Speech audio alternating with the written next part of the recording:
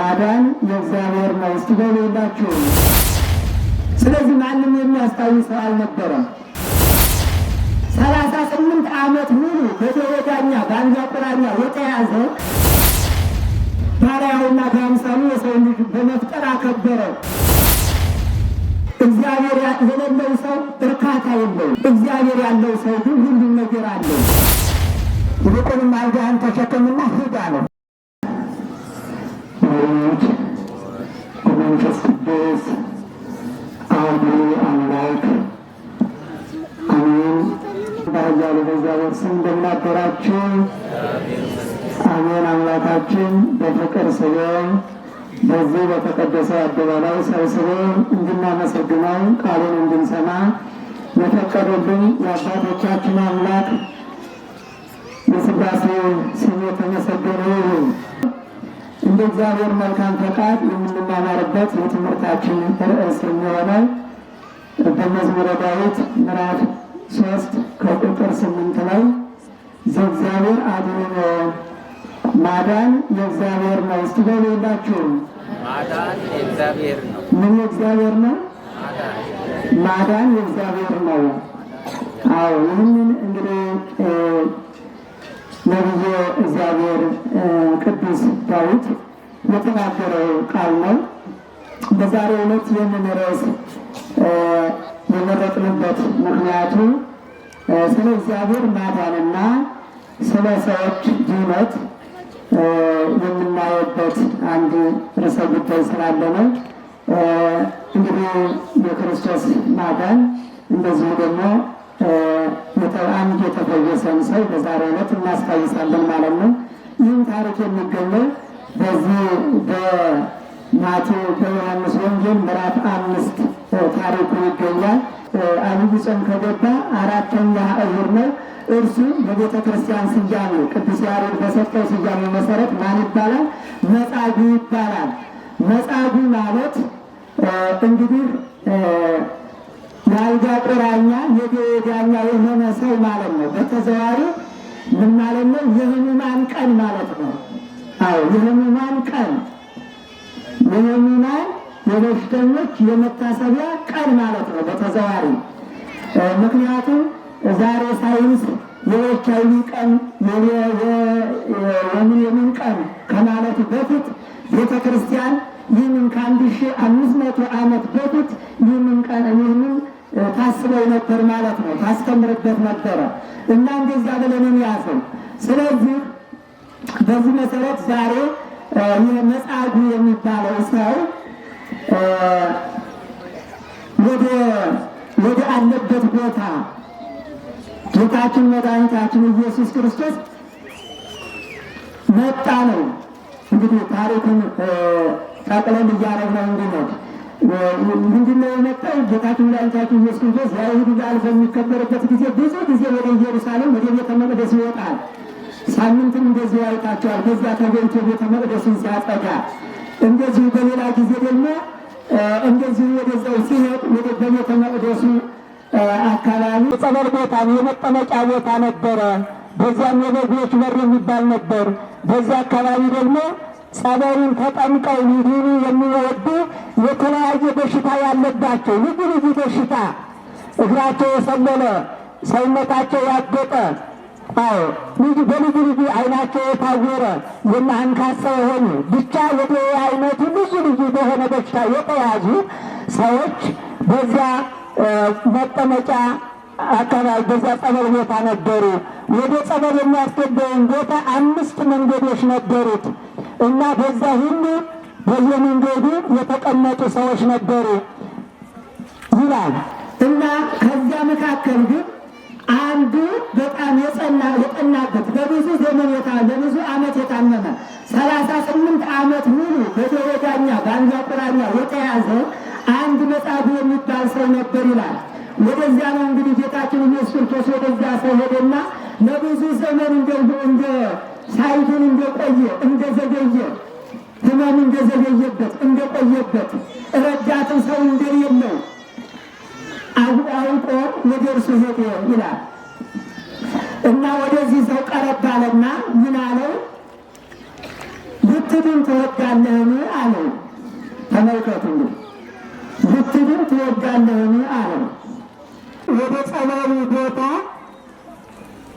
አስገብቶ ወደዛ ወደ ጸበሉ አስገብቶ የሚያስገባኝ ሰው ስለሌለ መዳን አልቻልኩም፣ የሚያክል ዘመን ቆየሁኝ እና ሰው የለኝም አለው ይላል። ጌታችን ኢየሱስ ክርስቶስ ለምን ጠየቀው ከተባለ በትክክል ነበረ። ምክንያቱም ጥያቄው አግባብ ያለው የሰውየውን የውስጡን የልቡን የሚያውቅ ስለሆነ ክርስቶስ ዝም ብሎ አድኖት ቢሆን እኔ መቼ እንዳድነው ጠየቅኩት ራሱ ዝም ብሎ አዳነኝ እንጂ የሚል መልስ ያመጣ ነበር። በሌላ መልኩ ደግሞ ምናልባት ይህ ሰው ሕመሙን ምክንያት አድርገው አንዳንድ ሰዎች ገንዘብ ሊሰጡት ይችላሉ፣ ሊመጸውቱት ይችላሉ የሚል ይኖራል እና ስለዚህ እርሱ ግን ሰው ያንን ቢፈውስ ያንን የሚያገኘውን ገቢ እንዳያጣ ሊያስፈልግ ይችላል። ስለዚህ ግን ምንድነው ያለው? እርሱ ሰው የለኝም፣ ወደ ጸበል ቦታ መግባት አልቻልኩም አለ። አሁን ይኸውልህ በዘመናችንም ያለ የሰዎች ጥያቄ ነው። እንግዲህ ሰው የለኝም የሚለው እያንዳንዱ ሰው ለምን ትምህርትህን አቋረጥክ ቢባል የሚረዳኝ ሰው የለኝም፣ ለምን ስራ አልያዝሽም ብትባል ሰው የለኝም አይደለም የምንለው? አዎ። ለምን ከዚህ በሽታ አልተፈወስክም ተብሎ ሰው ቢጠየቅ በገንዘብ አውጥቶ የሚያሳክመኝ ዘመድ ወገን የለኝም ነው የሚለው። የብዙ ሰው ጥያቄ ነው፣ የብዙ ሰዎች ጥያቄ ነው ይሄ። ስለዚህ ይህ ሰው ጌታችን መድኃኒታችን ኢየሱስ ክርስቶስ አዳኝ መሆኑ አምላክ መሆኑ ስላልገባው ወደዚህ ጸበል ምናልባት እሱ የ30 ዓመት ጎልማሳ ነው ወደ ጸበሉ ቢያስገባኝ ብሎ ነው እንደዚህ እያለ ያለው። ሰው የለኝም ከቻልክ እርዳኝ ማለት ነው። ረዳትነቱን ግን የፈለገው በምንድን ነው? ወደ ጸበሉ እንዲያስገባኝ ነው እንጂ እርሱ እንደሚያድነው አላወቀም ነበረ። ከዚህ በኋላ ጌታችን መድኃኒታችን ኢየሱስ ክርስቶስ ምን አለው? ተነስ ይልቁንም አልጋህን ተሸክምና ሂድ አለው። ተመልከቱ፣ ተሸከመችውን አልጋውን ተሸክሞ ሄደ ይላል። አልጋውን ተሸከመ።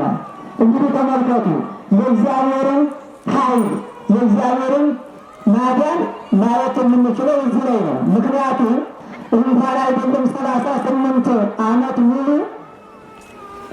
ታሞ ካልጋው ላይ ራሱ እያለ የህመሙ የበሽታው ጽናት ከሌላው የተለየ ነበረ። ምናልባት አንዳንዶች መንቀሳቀስ፣ መቆም፣ መቀመጥ፣ መተኛት፣ መነሳት እንኳን ባይችሉ ካልጋቸው ላይ መገለባበጥ ይችሉ ነበረ። ይህ ሰው ግን ካልጋው ላይ እንኳን እስከ መገለባበጥ አይችልም ነበረ። ከዚህኛው ጎኑ ከቀኝ ጎኑ ወደ ግራ ጎኑ ተዛውሮ መተኛት አይችልም ነበረ። እንደዚያም የሚያደርግ ሰው አልነበረውም። እንግዲህ የክርስቶስን የእግዚአብሔርን ምን ያክል ማዳን የእግዚአብሔርን ቸርነት የእግዚአብሔርን መሐሪነት የምንመለከተው ከዚህ ነው። እግዚአብሔር ለሰዎች ያለውን ፍቅር ስንመለከተው ከመጀመሪያ ጀምሮ ገና ሰውን ከመፍጠሩ ጀምሮ ለሰው ያለውን ፍቅርና ለሰው ያለውን ክብር እግዚአብሔርን ስንመለከት ባሪያውና በአምሳሉ የሰውን ልጅ በመፍጠር አከበረው። ከዚያ በኋላ ደግሞ ትእዛዙን አፍርሶ ወደዚህ ምድር ሲመጣ የደዌ ሥጋና የደዌ ነፍስ በሽተኛ ሆነ የሰው ልጅ። አዎ ፍርሃት፣ ጭንቀት መጣበት። በልዩ ልዩ በሽታ ተጋለጠ። ተመልከቱ። ስለዚህ አሁንም የሰው ልጅ ዝም ብሎ አይተወውም። እግዚአብሔር የሰው ልጅ ለማዳን መጣ። ይልቁንም በሰው ዘንድ የተረሳው ሰው እውነት ነው። ዘመዶቹን ሰልችተውት ነበረ፣ ረስተውት ጭምር ነበር። ስለዚህ ማንም የሚያስታውሰው አልነበረም እና ወደ እርዚህ ሰው የመጣለት እርሱ ነው። እሱ ግን ትኩረቱ ከጸበሉ ላይ ብቻ ነበረ፣ ከሰዎች ላይ ብቻ ነበር ትኩረቱ። የሰውየው ትኩረት እንደው ማን ሰው በረዳኝ ነበር። የብዙ ሰዎቻችን ችግራችን ይሄ ነው። ምንላል አይናችንን ከእግዚአብሔር ላይ አንስተን ከሰው ልጅ ማድረግ ይሄ ትልቅ ችግር ነው። አይናችንን ከእግዚአብሔር ላይ ማንሳት የለብንም። ዓይናችንን ከሰው ላይ ካደረግነው ሰው አንድ ጊዜ ወይም ስንቱ ስለሆነ ደካማ ስለሆነ ምናልባት እንኳን የተወሰነ ጊዜ ቢረዳን በገንዘቡ በእውቀቱ በጉልበቱም የተወሰነ ጊዜ ቁርጠኛ የሆነ ያውም እንኳን ቁርጠኛ የሆነ ቤተሰብ ከዚያ በኋላ ይሰለቻል። ማንም እንኳን 30-40 ዓመት ቀርቶ 10 ዓመት አብረን የሚቆያ ከወጣ ወጥቶ ነው። ስለዚህ የዚህ ሰው ትልቁ ችግሩ ዓይኑን ከእግዚአብሔር ላይ አላደረገም ነበር። ሰው ነበር ይፈልግ የነበረው፣ ሰው ደግሞ አላገኘም። ሰው እግዚአብሔርን መጀመሪያ አስቀድሞ እግዚአብሔርን ሲይዝ ሰው ያገኛል። እግዚአብሔርን ትቶ ሰው ፍለጋ ከሄደ ደግሞ በሰው የሚታመን ከሆነ ሁሉንም ያጣል።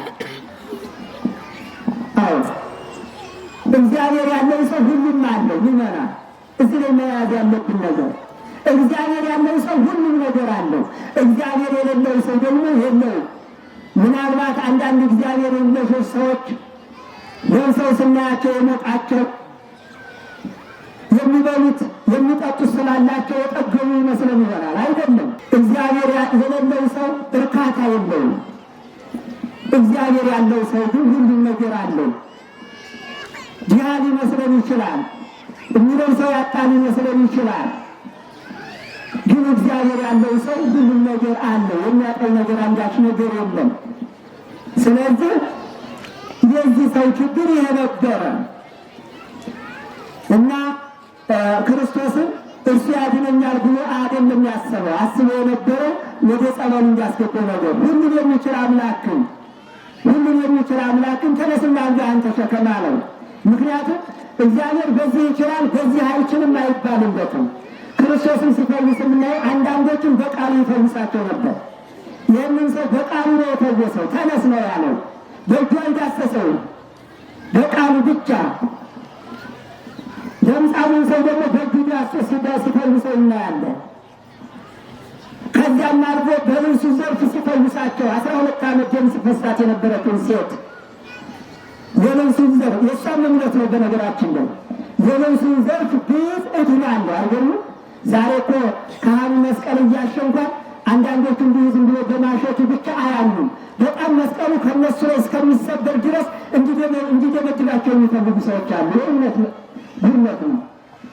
እንደዚህ አይደለም። ይመራል ምናምን ይገባናል። እምነቱ ነው የበለጠ። መስቀሉ እንዲከነካኝ እድናለሁ በውስጡ እምነቱ እንዲከነካኝ እድናለሁ። ጸበሉ እንዲከነካኝ እድናለሁ። ቅባቱ ቅዱስ እንዲከነካኝ እድናለሁ። በሉ ይሄ ነው የሚያስፈልገው። ያቺ ሴት 12 ዓመት ሙሉ ደም ሲፈሳት የነበረችው የልብሱን ዘርፍ እኮ ነው ያለችው። አካሉን እንኳን አይደለም፣ በእጁ ዳሰኝ እንኳን አይደለም። ምነው የልብሱን ዘርፍ እንደይቻል ዳሰስኩትና እድን ነበር ነው ያለችው። እንደምንም ተጋፍታ ከብዙ ሰው መካከል የልብሱን ዘርፍ በመዳሰሷ ድናለች። ከዚያ በፊት ከብዙ ሐኪሞች ዘንድ ደክማለች። ገንዘቧንም ውበቷንም ሌላዋ ነገሯንም ከሰረች እንጂ አንድ መድኃኒት አላገኘችም ነበር። እንዲህ ብላ በማመኗ ግን ዳነች። እና እንዲህ ነው የሚያስፈልገው። ስለዚህ አልጋህን ተሸከምና ሂድ አለው። ለምንድን ነው አልጋህን ተሸክመ ሂድ አለው? መዳን ይበቃው የለም እንደ 38 ዓመት ሙሉ ተኝቶበታል ወይንስ ክርስቶስ አሁን ከዚህ በኋላ ከዳነ በኋላ የሚተኛበት ያጣል ብሎ አስቦ ነው? በኋላ የሚተኛበት ያጣል ብሎ አስቦ ነው? እሱ አይደለም። ሌላ መልእክት አለው። ምመናን ውለታውን እንዳይረሳ ነው። አልጋህን ተሸክመ ሂድ ማለቱ ውለታህን አስብ። አዎ ይቺ አልጋው ናት።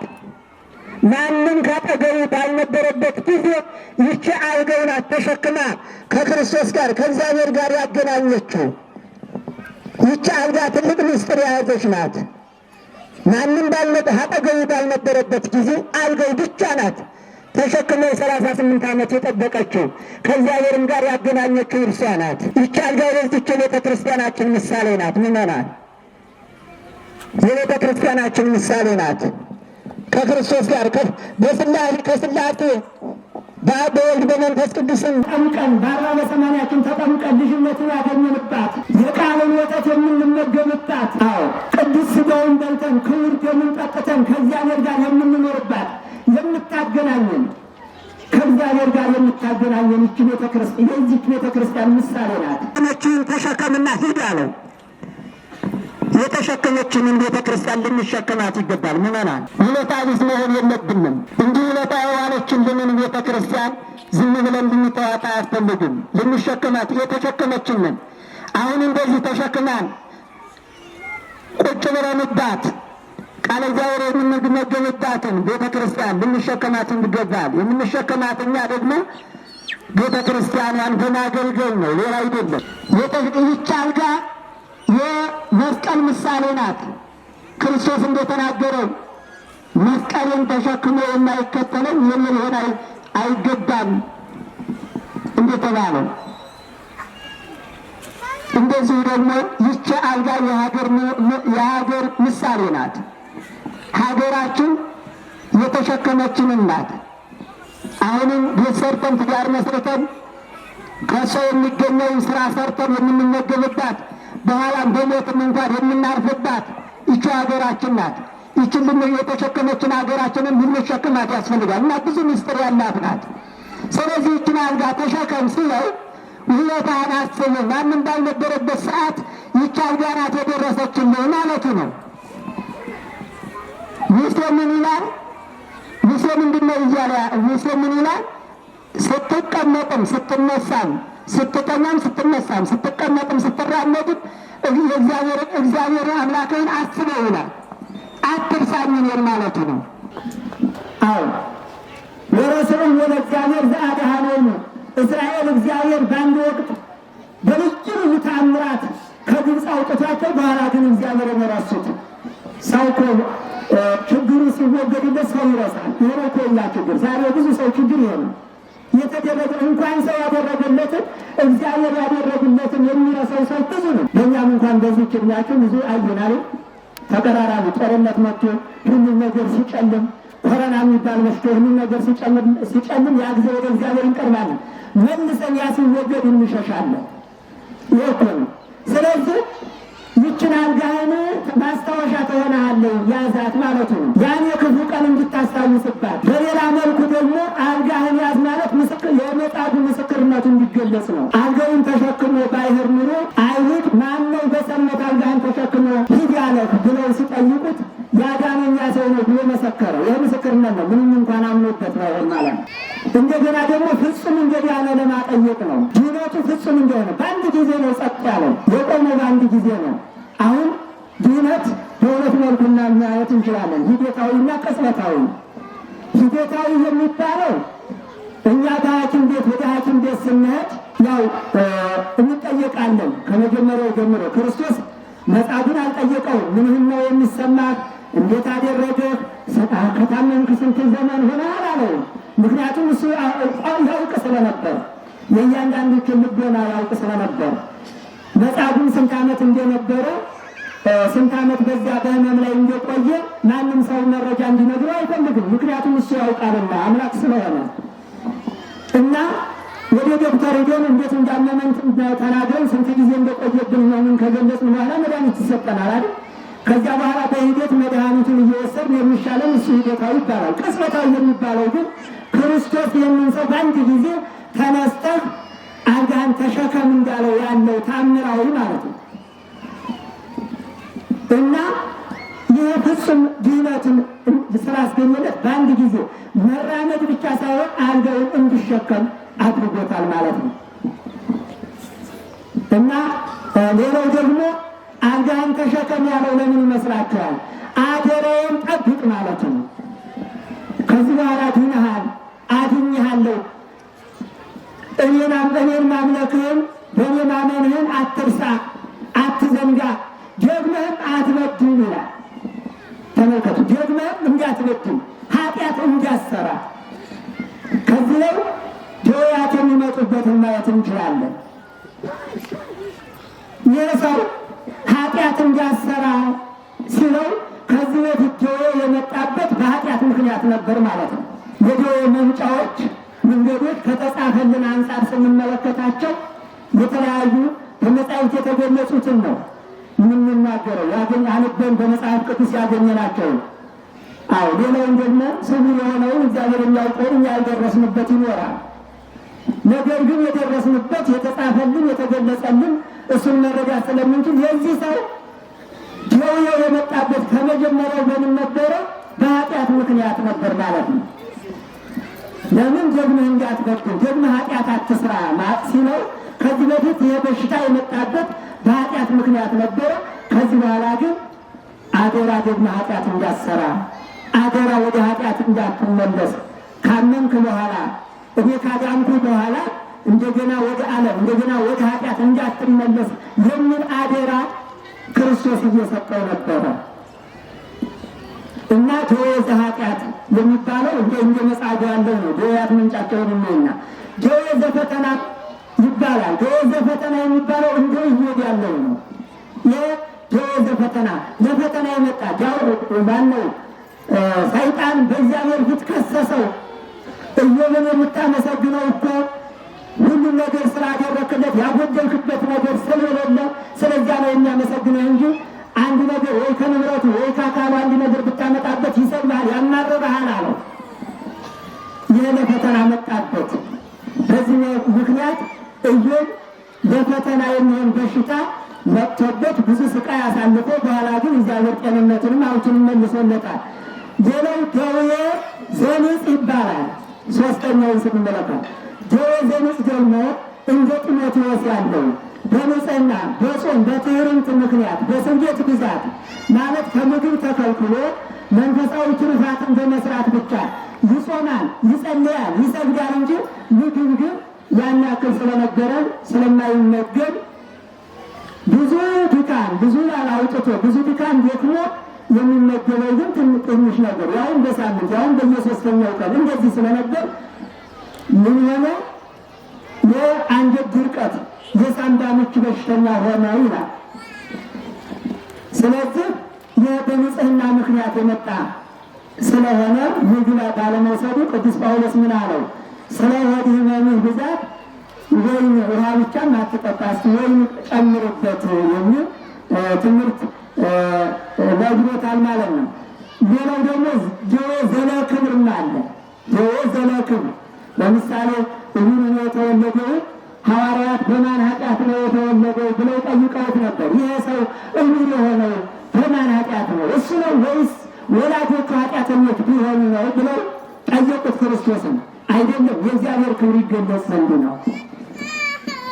አያችሁ፣ እንዲህ ያለም አለ ማለት ነው። በሌላ መልኩ ደግሞ ደዌ ዘእሴት ይባላል። ደዌ ዘእሴት ደግሞ ዋጋ ሊያሰጥ ከእግዚአብሔር የሚታዘዝ ነቢየ እግዚአብሔር ዳዊት እንደተናገረ ብዙ ሕማሞሙ ለጻድቃን፣ የጻድቃን ሕመማቸው ብዙ ነው፣ እሱም ግን ከእግዚአብሔር ዋጋ ሊያሰጥ የሚችል እንደ ቅዱስ ጳውሎስ እንኳን በመስቀል አሽቶ እንኳን በእጁ ዳሶ ቀርቶ እንደ ክርስቶስ በልብሱ ዘርፍ ደዌያትን ይፈውስ ነበረ። ለራሱ ግን የራስ ቅጥቅጣት የጎን ውጋት ነበረበት። እርሱን መዳን አልቻለም፣ ራሱን መፈወስ አልቻለም። ተመልከቱ። ከዚያ በኋላ ወደ እግዚአብሔር ይህንን ከኔ እንዲያርቅልኝ እንዲፈውሰኝ አለ። ይህንን ህመም ከኔ እንዲያርቅልኝ እንዲወስድልኝ እግዚአብሔርን 3 ጊዜ መላልሼ ጠየቅኩት አለ። በመጨረሻ ግን የተሰጠኝ መልስ ጸጋዬ ይበቃሃል፣ ኃይሌ በድካም ይገለጻልና ጸጋዬ ይበቃሃል እንጂ ይህን ካንተ አልወስድም አለ ይላል። ተመልከቱ። ይህ ደዌ ዘእሴት ነው፣ ዋጋ የሚያሰጥ ከእግዚአብሔር ዘንድ ጸጋ ሆኖ የተሰጠ ማለት ነው። ይህ ደዌ ዘተግሳጽ የሚባል አለ ደግሞ ደዌ ዘተግሳጽ። እርሱ ደግሞ ማን ነው ካል እንደ ንጉሡ ሕዝቅያስ ያለ እንደ ነቢዩ እግዚአብሔር ኢሳይያስ ያለ ደዌ ዘተግሳጽ ያጠፉት ከዚህ በፊት አገልጋይ የነበረ ሰው፣ ከዚህ በፊት እግዚአብሔርን ያምን የነበረ ሰው፣ እግዚአብሔርን ያገለግል የነበረ ሰው፣ ለእግዚአብሔር ቅርብ የነበረ ሰው ወጣ ሲል ከዚህ ወጣ ብሎ ወደ ዓለም ሲሄድ እግዚአብሔርና ተመለስ ብሎ የሚጠራበት ማለት ነው። የሚጠራበት የቀደመ ፍቅርህን ትተሃል፣ የቀደመ አገልግሎትሽን ትተሻል። ከዚህ በፊት ጧት ማታ ቤተ ክርስቲያን ትመጣ ነበር፣ እኔም እንደሽ ትጠና ነበር፣ አሁን ግን ትተኸኛል፣ ና ተመለስ የሚልበት እግዚአብሔር። ተመልከቱ። አዎ ልጆች ሲያጠፉ ወላጆች ቁንጥጫ በልዩ ልዩ ነገር ተግሳጽ እንደሚመልሷቸው እንደሚያስተካክሏቸው እግዚአብሔር ሊያስተካክለን ሲፈልግ እንዲህ አይነቱን ሊያመጣ ይችላል እና እንደዚህ ያለው እንደ ንጉሥ ሕዝቅያስ ያለው ደወዘ ተግሳጽ ይባላል ማለት ነው። ሌላው ግን ከዚህ ሁሉ የሚከፋውና ሁላችንም ልንጠነቀቅበት የሚገባው እግዚአብሔር ሁላችንም ከዚህ ይሰውረን ደወዘ መቅሰፍት ከሚባለው የጊዜ የማይሰጥ ነው። የሚመጣው ለቅጣት ነው። የመጨረሻ ሰው በዚህ ሁሉ ተገስጾ ከዚህ ሁሉ አለፍ ያለ ሰው ካለ በእግዚአብሔር ላይ የሚያምፅ ሕዝቡን የማይፈራ ሰውን የማይፈራ እግዚአብሔርን የማይፈራ ሰውን የማያፍር እግዚአብሔርን የማይፈራ ሰውን የማያፍር በእግዚአብሔር ላይ የሚያምፅ ሕዝቡን የሚጨቁን የሚያንገላታ ከሆነ ይህ መቅሰፍት ይታዘዛል። ደወዘ መቅሰፍት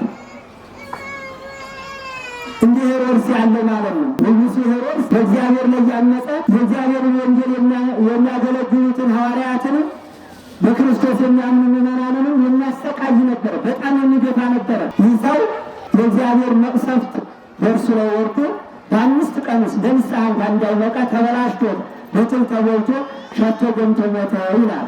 ከዚህ ሰውረ የሐዋርያት ሥራ ምዕራፍ 12 23 የምናገኘው ቃል ነው ማለት ነው። እና ስለዚህ እነዚህ ሁሉ ከከውኛው ነው ምንም ኃጢአት ሳይኖርብን ከእግዚአብሔር ጋር እየኖርን የምንታመን ከሆነ እሱ ዋጋ ሊያሰጠን እንደሆነ ማሰብ ነው። ምናልባት ደግሞ አጥፍተን እየተገሰጽን ከሆነ ቶሎ በንስሐ መመለስ ነው። አዎ አጥፍተን ቅጣት እየተሰጠን ከሆነ እሱ ቶሎ በንስሐ ወደ እግዚአብሔር መመለስ ነው። እንግዲህ ዛሬ በዚህ መሰረት ታጋይ ሰው ዛሬ በክርስቶስ እንደዳነ እናያለን። ዛሬ ክርስቶስ የሚወክላት ማናት ካል ቤተ ክርስቲያን ናት። ቤተ ክርስቲያን ናት። ይቺ የምሕረት ደጅ ይቺ የመቀመጫ ቦታ ቤተሳይዳ ትባላለች በዕብራይስጥ በብዙ ቤተሳይ በአማርኛ የይቅርታ ቤት ትባላለች። ስለዚህ ቤተ ክርስቲያን ዛሬ የይቅርታ ቤታችን ናት። ምዕመናን የይቅርታ ቤታችን ናት። ስለዚህ የይቅርታ ቤታችን ስለሆነች በዚህችም ዛሬ በቤተ ክርስቲያናችን በመስቀል ታሽተን እምነት ተቀብተን ጸበል ተጸብለን እንድናለን። ይህንን ካነሳልን ትንሽ ስለ ጸበል እንነጋገር። ጸበል ያው በቤተ ክርስቲያን አሁን በብዙ ሁኔታ አይነቱ ልዩ ልዩ እናገኘዋለን። ምክንያቱም ከንጹህ ውሃ በቧንቧ ተስቦ ወይም በሆነ በቃ በጀሪካን በልዩ ልዩ ነገር ተቀርቶ ከዚያ በኋላ በወንጌላት በኪዳናት በመስተውቁ በገድላት በድርሳናት የሚጸለይበት እሱ ምን ይባላል? ጸበል። ይህ ጸበል ይባላል ማለት ነው። ሌላው ደግሞ የቅዳሴም ጸበል ይባላል። ይህም አሁን ለቆረቡ ሰዎች ቅዱስ ሥጋውን ክቡር ደሙን ለተቀበሉ ሰዎች ማየ መቁረሩ ይሰጣቸዋል። ላስቀደስ ነው ደግሞ እኛም እንደነሱ ንስሐ ገብተን ራሳችንን ንጹሕ አድርገን ወደ ሥጋው ደሙ እስከምንቀርብ ድረስ ተስፋ የሚሆነን ደግ የምንጸናት መስሚያ የሚሆነን ደግሞ ጸበል ይሰጠናል። እንደገና በውስጣችን ካለው ሕመምም ይፈውሰናል ማለት ነው። ሌላው ደግሞ ጸበል የሚባለው እንደ የንስሐ ጸበል ወይም ቄጤም፣ እሱ ሰው በልዩ ልዩ ኃጢአት የወደቀ ሲሆን ለምሳሌ ክርስቲያን የነበረ ወደ ሌላ እምነት ይሄድና እንደገና እመለሳለሁ ካለ ጥምቀት አይደለም የሚጠመቀው፣ ቄጤር ነው የሚጠመቀው።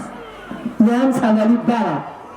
ሌላው ደግሞ በእግዚአብሔር ፈቃድ የፈለቀ ዝም ብሎ የፈለቀ በእግዚአብሔር ፈቃድ ደግሞ እንዲሁ ከምድር የፈለቀ ከዛ በኋላ ደግሞ ወይም ለሰዎች በገለጸው ራእይ መሰረት የሥላሴ ወይም የመድኃኔዓለም ወይም የእመቤታችን የሚካኤል ገብርኤል ተብሎ እሱ ስያሜ የሰጠና በስም ተቀብለን እንደምንድን ነው። ሌላው ጸበል 5ኛ ደረጃ የበረከት ጸበል ይባላል። ለምሳሌ የጥምቀት አሁን የጥምቀት ሁልጊዜ በየዓመቱ ልንጠመቅ አይደለም የምንሄደው። የክርስቶስን ጥምቀት አክብረን ከዛ ግን በዛ ደግሞ በማግስቱ ታቦታቱ ከዛ ካደሩ በኋላ ይባረካል አይደለም። ይባረክና እኛ እንረጭበታለን። እሱ ምንድን ነው? የበረከት ጸበል ነው። እናንተ ትዘክሩና ካህናቱ ወደ ቤታችሁ መጥተው ደግሞ ይጸልዩበታል። እሱ ትረጫላችሁ። እሱ የምን ጸበል ነው? የበረከት ጸበል ነው። ለምንድን ነው ጸበል ተጠምቀን የማንድነው? ምን ጥያቄ ሊመጣ ይችላል። ለምንድን ነው ጸበል ተቀምጬ ያልዳንኩት? መስቀል ታሽቼ ያልዳንኩት? እንትናን ተጸብዬ ነበር። እሱ ደግሞ እንትናም ይሻላል። አንዳንድ ጊዜ የኛም ችግር አለው ነው እንደምናገር። አንድ 3 ቀን እንደሆነ ደግሞ ወደ እንትና ሞክሩ የምትል ትኖራለህ። ደግሞ ልሞክረው የሚባል ነገር መጥቷል። ልሞክረው በትክክል እድናለሁ። ይሄ በቃ ቅድም እንዳልኩት እንደዚያች ሴት ነው መሄድ ያለብን። ስንሄድ እንደዚያች 12 ዓመት የሚፈሳት እንደነበረችዋ ሴት እድናለሁ የሚል እምነት እንያዝ። እንዲህ ከሆነ ነው። በነገራችን ላይ እምነት ያስፈልጋል። በትልቁ እድናለሁ። አንደኛ እንግዲህ ይህንን በሶስትም የሚገልጹ ይገልጻሉ መጽሐፍት ማለት ነው። አንደኛው የተጠማቂ እምነት ያስፈልጋል። ወይም ደግሞ የታመመውን ሰው ወክሎ ልክ ልጅ ነው። ይሄ የተጠማቂ የራሱን እምነት ስናይ በማቴዎስ ወንጌል ምዕራፍ 9 ያለውን ስንመለከት ምን የሚል አለ? 2 ዓይነ ስውሮች አቤቱ የዳዊት ልጆች ማረን እያሉ ወደ እርሱ ቀረቡ። እኔ እንደማድናችሁ ታምናላችሁን አላቸው። አዎ እናምናለን አሉ። ተመልከቱ፣ አያችሁ፣ እንደማድናችሁ ታምናላችሁ አላቸው። አምነናል አሉ። ዳኑ። ሌላው ደግሞ ወይም ደግሞ በታመመው ሰው ፈንታ ወክሎ የሚያምን ሰው ያስፈልጋል። ልጁ የታመመበት አንድ 100 አለቃ ነበር። አሁንም በማቴዎስ 8 የምናገኘው እሱ ደግሞ ምን አለ? አቤቱ ልጄ በቤት ሽባ ሆኖ እየተሰቃየ ነውና ማረልኝ አለው ክርስቶስን። እሺ ወደ ቤት ጀምርልህ፣ ወደ ቤት መጣና አድነዋለሁ አለው። አይደለም ከኔ ቤት አዛኔ ለአንተ አይመጥንህም። የኔ ቤት ከቤት ጣራ በታች ልትገባ አንተ አይገባህም። የኔ ቤት አይመጥንህም ለአንተ። ነገር ግን ቃል ብቻ ተናገር ይቱንልኛል አለ። ተመልከቱ፣ እምነት ማለት አያችሁት? እንግዲህ አስዲያነልህ አለው። ዲያነለት እምነት ማለት ነው። አያችሁ፣ ልጁን ወክሎ ሰውዬው ስላመነ ማለት ነው። አባትየው እንዲህ አይነት ያስፈልጋል። ሌላው ደግሞ የአጥማቂው የዋሰው እርግጥ ካህናት ሁሉም ከደዌ እንዲፈውሱ የታዘዙ ናቸው። ማንኛውም ካህን ቢሆን በሐዋርያት በማቴዎስ ወንጌል 10 ያለውን ብትመለከቱት አጋንንትን አውጡ፣ ደዌን ሙታንን አንሱ፣ ልዩ ልዩ ደዌን ፈውሱ ነው የተባለው። ለማንኛውም ካህን ማለት ነው። ለማንኛውም ካህን ይህ የተሰጠ ጸጋ ነው እና ይህንን ማየት ያስፈልጋል። ስለዚህ ስንመጣ እንደዚያ ብለን እንምጣ ነው ለማለት የፈለኩት።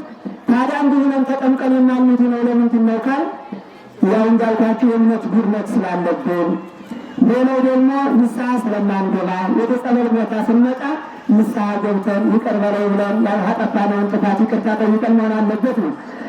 ጾም ጸሎት ስለማንይዝ ስንጸበልም ጾመኞች ጸሎተኞች መሆን አለብን። ዝንቱ ዘመድ ይወፅ ዘመለ ጾም ወጸሎት አይደል ያለው ክርስቶስ።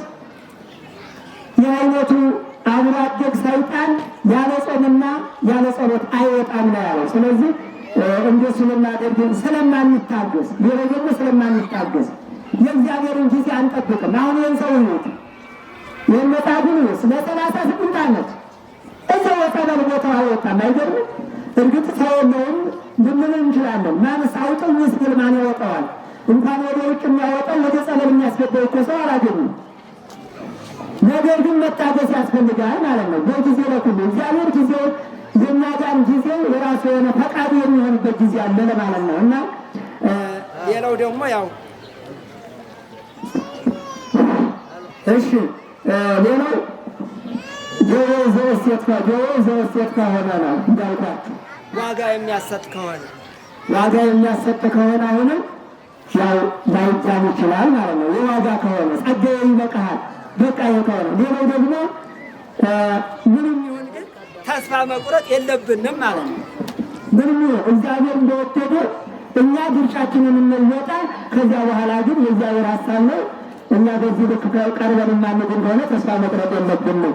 ሌላው የመጨረሻው ምናልባት ዶሮው ግዴታ የሞት ከሆነ ማለት ነው። የሞት ከሆነ አሁን ነብየ እግዚአብሔር ኤልሳ ታመመ ማለት ለሞት የሚያበቃውን ሕመም ታመመ ነው የሚለው። አያችሁት?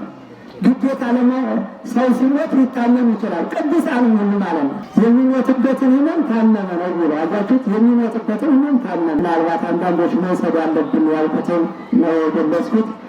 ስለዚህ ስለነበረን ጊዜ አምላካችን የተመሰገነ ይሁን። ያስተማረን የመከረን የገሰጸን ክብር ምስጋና ይድረሰው።